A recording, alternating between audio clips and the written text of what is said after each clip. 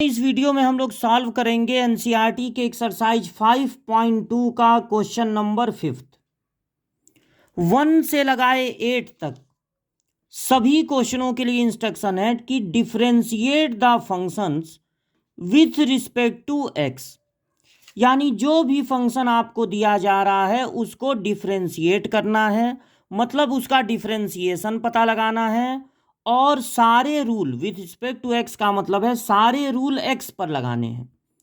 X variable है, बदलने वाली चीज़ है, उसी पर सारे रूल आपको लगाने हैं। तो अगर हम अपने फंक्शन को एफ एक्स से रिप्रेजेंट करें, हमें जो फंक्शन दिया गया है साइन ए x plus B upon cos ए एक्स नहीं सी एक्स प्लस डी, इसको अगर हम एफ एक्स से रिप्रेजेंट कर रहे हैं तो जब इसका डिफरेंशिएशन करेंगे तब इसको रिप्रेजेंट करेंगे एफ डैश एक्स से।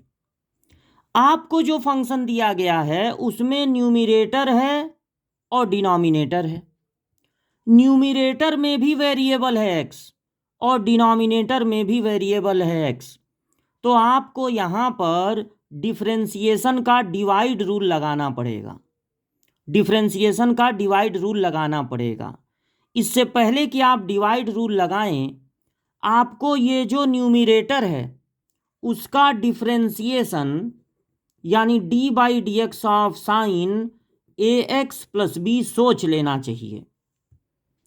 तो देखिए, अगर आप इसका डिफरेंशिएशन करेंगे तो सबसे पहले दिखेगा साइन, तो साइन का फार्मूला लगाना है और साथ में जो भी है उसको समझना है जैसे कि वो एक्स है।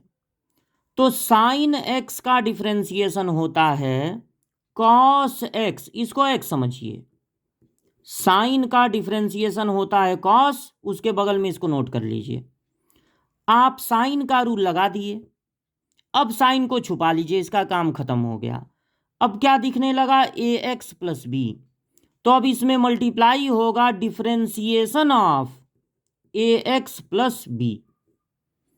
अब इसको ऐसे ही नोट कर लेंगे कॉस ए एक्स प्लस बी को, इनटू इसका डिफरेंशिएशन करेंगे। तो देखिए, ये जो ए आप देख रहे हैं वो वेरिएबल के साथ है, एक्स के साथ है। तो जब ये जो टर्म है उसमें एक्स है तो इसको कांस्टेंट टर्म नहीं कहेंगे, ये कांस्टेंट टर्म नहीं है बल्कि इसमें एक्स है। तो अगर एक्स है तो ये ए ऐसे ही नोट हो जाएगा और एक्स का डिफरेंशिएशन हो जाएगा। तो सिर्फ एक्स का डिफरेंशिएशन आपको याद रखना है। वैसे तो एक्स का डिफरेंशिएशन होता है पावर से इंटू पावर एक कम, लेकिन आपको याद रखना है कि 1 आता है, प्लस ये जो आप बी देख रहे हैं उसमें एक्स नहीं है। तो ये कांस्टेंट टर्म है, कांस्टेंट टर्म का डिफरेंशिएशन हो जाएगा 0। तो टोटल ये ए आया, यानी ए cos A x plus b. अब आप क्या करेंगे, जो डिनोमिनेटर है उसका भी डिफरेंशिएशन फाइंड करके टीचर को दिखा देंगे। तो इसमें सबसे पहले आपको दिख रहा है कॉस, तो कॉस का रूल लगेगा डिफरेंशिएशन का, साथ में जो है उसको समझेंगे एक्स है। तो कॉस एक्स का डिफरेंशिएशन होता है माइनस साइन एक्स। किसका रूल लगाए, कॉस का। तो अब कॉस को छुपा लीजिए, इसका काम खत्म हो गया। अब क्या दिखने लगा, सी एक्स प्लस डी। तो अब डिफरेंशिएशन होगा सी एक्स प्लस डी का। तो माइनस साइन सी एक्स प्लस डी इंटू सी अगर वेरिएबल के साथ है, एक्स के साथ है, तो ऐसे ही नोट हो जाएगा। और वेरिएबल का डिफरेंशिएशन होगा, सिर्फ एक्स का डिफरेंशिएशन होता है 1, प्लस लगा देंगे। डी में एक्स है ही नहीं तो ये कांस्टेंट टर्म है, कांस्टेंट टर्म का डिफरेंशिएशन होता है 0।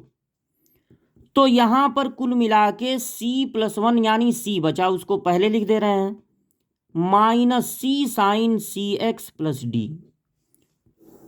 जब आपने न्यूमिरेटर का डिफरेंशिएशन सोच लिया, डिनोमिनेटर का डिफरेंशिएशन सोच लिया, तो अब देखिए, अगर फंक्शन न्यूमिरेटर अपॉन डिनोमिनेटर के टर्म का हो तो उसका डिफरेंशिएशन होता है डिनोमिनेटर नोट करके differentiation of numerator D by D x of numerator minus numerator note करके D by D x of denominator upon denominator का होल स्क्वायर।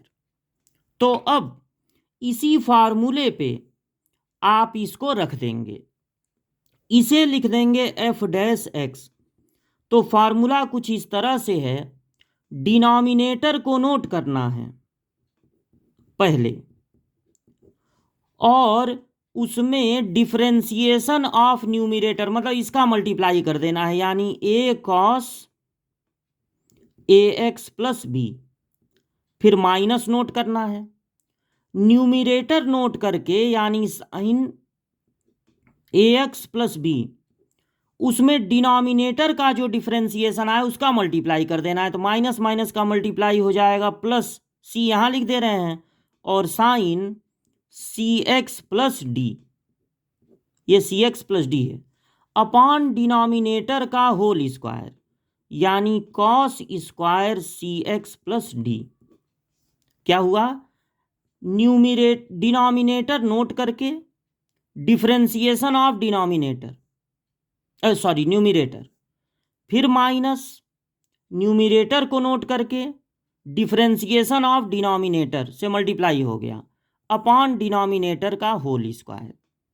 चूंकि इसमें मल्टीप्लाई हो रहा है ए का, इसमें मल्टीप्लाई हो रहा है सी का, इसलिए ये जो यहाँ पर लिखे हैं वो है सी एक्स प्लस डी, ये क्लियर नहीं लिखा है, सी एक्स प्लस डी है यहाँ पे। हाँ, तो हम ये कह रहे थे इसमें मल्टीप्लाई हो रहा है ए का, इसमें मल्टीप्लाई हो रहा है सी का, इसलिए यहाँ पर ट्रिग्नोमेट्री का कोई फार्मूला नहीं लग पाएगा। अगर ये ए और सी नहीं होते तो हो सकता है यहाँ पर फार्मूला लग जाता cos A cos B plus sign A sine B का, ये हो सकता क्या मतलब लग ही जाता, लेकिन यहाँ नहीं लग पाएगा। तो ये अपने अब सिंपलेस्ट फॉर्म में है, इसको यहीं पर छोड़ देंगे, नीचे डिनोमिनेटर का स्क्वायर होगा तो बस कॉस का स्क्वायर होगा, एंगल का स्क्वायर नहीं होता है। जब ट्रिग्नोमेट्री का स्क्वायर करते हैं एंगल का स्क्वायर नहीं होता है, सिर्फ उस ट्रिग्नोमेट्री का स्क्वायर होता है। तो कॉस स्क्वायर सी एक्स प्लस डी, यही है 5th क्वेश्चन का आंसर। पहले ही न्यूमिरेटर और डिनोमिनेटर का डिफरेंशिएशन सोच लीजिए और उसको फार्मूले पर रख दीजिए।